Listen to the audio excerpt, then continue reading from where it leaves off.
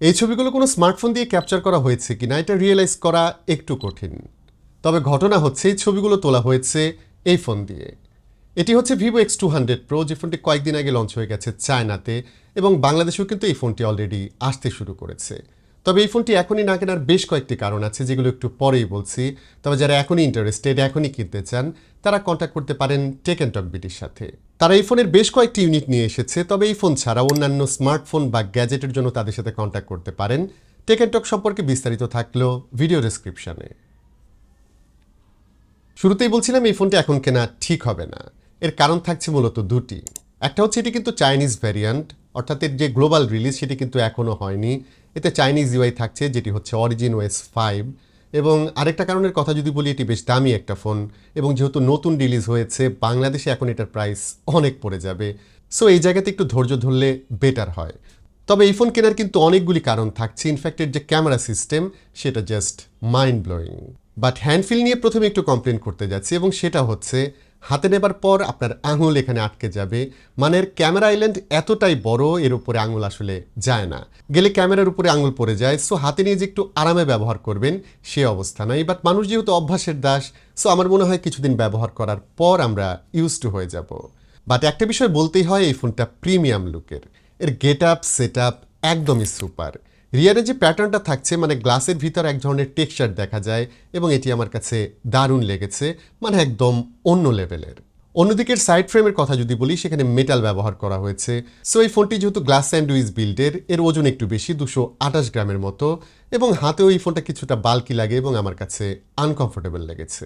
একটা বিষয় ভালো লেগেছে, সেটা হচ্ছে এই ফোনের ডিসপ্লে কিন্তু হালকাভাবে কার্ভ করা, রিয়ারেও সেই কার্ভটা থাকছে। সো আনকমফোর্টেবল হলেও গ্রিপটা কিন্তু ভালোই পাওয়া যায়।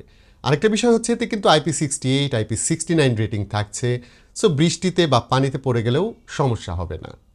পোর্ট সিচুয়েশন খুব স্বাভাবিকভাবেই এতে কিন্তু হেডফোন জ্যাক থাকছে না, এতে মেমোরি কার্ড ব্যবহার করতে পারবেন না, শুধুমাত্র দুটি সিম এতে ব্যবহার করা যাবে, এবং এতে ডুয়েল স্টেরিও স্পিকার থাকছে। এটা এক্সট্রিম লেভেলে লাউড না, বাট এর কোয়ালিটি অনেক ভালো ছিল। ডিসপ্লে সেকশনে Vivo X200 Pro একদম ফ্ল্যাগশিপ স্পেক্স অফার করছে। এটি বড় সাইজের display, 6.78 inch, resolution 1260x2800, aspect ratio 20:9, এবং এই ডিসপ্লের পিক ব্রাইটনেস হচ্ছে 4500 নিটস। অনেস্টলি বলবো, এই ধরনের ডিসপ্লে এর আগে আমার ব্যবহার করা হয়নি, বাট বাইরের ওয়েদার যেহেতু এখন একটু ক্লাউডি, সো ব্রাইটনেস সেভাবে টেস্ট করা হয়নি।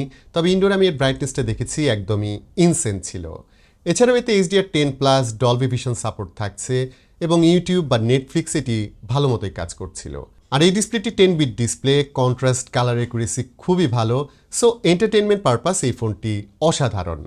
আরেকটা বিষয় হচ্ছে এটি কিন্তু LTPO প্যানেল, সো আইডল অবস্থায় রিফ্রেশ রেট 100 mAh আসতে পারে, যা ব্যাটারি সেভিং। আর এই ডিসপ্লের ম্যাক্সিমাম রিফ্রেশ রেট হচ্ছে 120 Hz।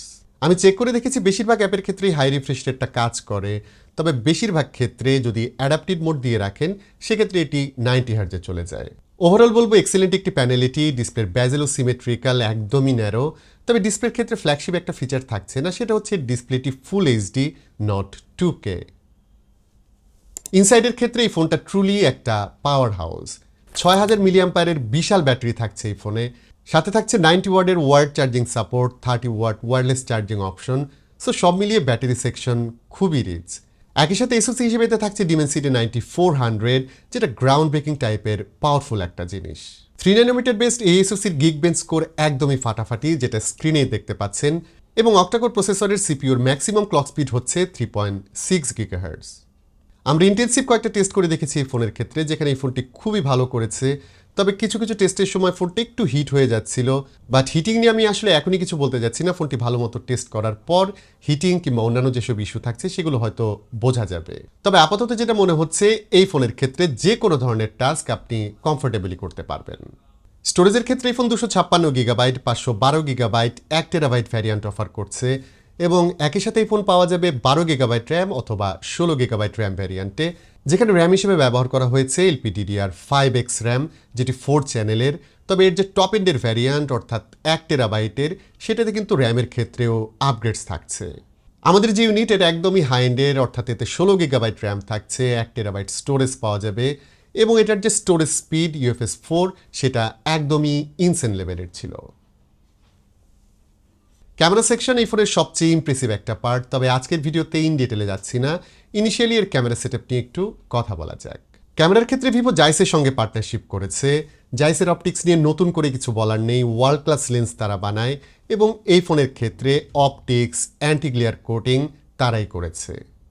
প্রাইমারি ক্যামেরা হিসেবে এখানে আমরা পাচ্ছি 50 মেগাপিক্সেল ক্যামেরা, সাথে থাকছে 50 মেগাপিক্সেল আলট্রা ওয়াইড এবং এর সাথে থাকছে ইনসেন 200 মেগাপিক্সেলের টেলিফটো ক্যামেরা, যা দিয়ে 3.7x পর্যন্ত অপটিক্যাল জুম করা যায়। আর এটা দিয়ে ডিজিটালি 10x ইভেন 100x পর্যন্ত জুম করা যায় এবং জুম কোয়ালিটি অসাধারণ ছিল। এই ফোনের ক্যামেরা সিস্টেম খুবই ভার্সেটাইল, সো যে কোনো ধরনের সিচুয়েশনে এই ফোনটি আপনি খুব কনফিডেন্টের সঙ্গে ক্যামেরা হিসেবে ব্যবহার করতে পারবেন। আর সেলফির কথা যদি আসি, এখানে আমরা পাচ্ছি 32 মেগাপিক্সেল সেলফি ক্যামেরা। ক্যামেরা নিয়ে এখন কোনো ভার্ডিক বা ওপিনিয়ন দিচ্ছি না, তবে ইনিশিয়ালি আমি আসলে খুবই ইমপ্রেসড। অসাধারণ পোর্ট্রেট ছবি এতে ক্যাপচার করা যায়, বিভিন্ন ফোকাল লেংথের ছবি তোলা যাবে এবং বিশেষ করে টেলিফটো ক্যামেরার আউটপুট একদমই মাথা নষ্ট। শুরুতেই বলেছিলাম অনেকে হয়তো কনফিউজড হয়ে যেতে পারেন এগুলো স্মার্টফোন দিয়ে তোলা কিনা। পার্সোনালি আমি বলবো এই লেভেলের ভালো টেলিফটো ক্যামেরার ফোন এর আগে আমি খুব একটা দেখি নাই।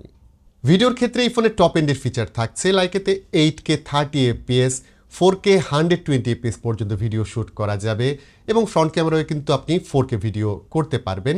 এছাড়াও এই ফোনের ক্যামেরায় প্রচুর ফিচার থাকছে। শুরুর দিকে বলেছিলাম এই ফোনে কিন্তু আমরা চাইনিজ ইউআই পাচ্ছি, যেটি হচ্ছে অরিজিন ওএস 5, বাট এর যে গ্লোবাল ভ্যারিয়েন্ট সেখানে কিন্তু ফান টাচ ওএস থাকে।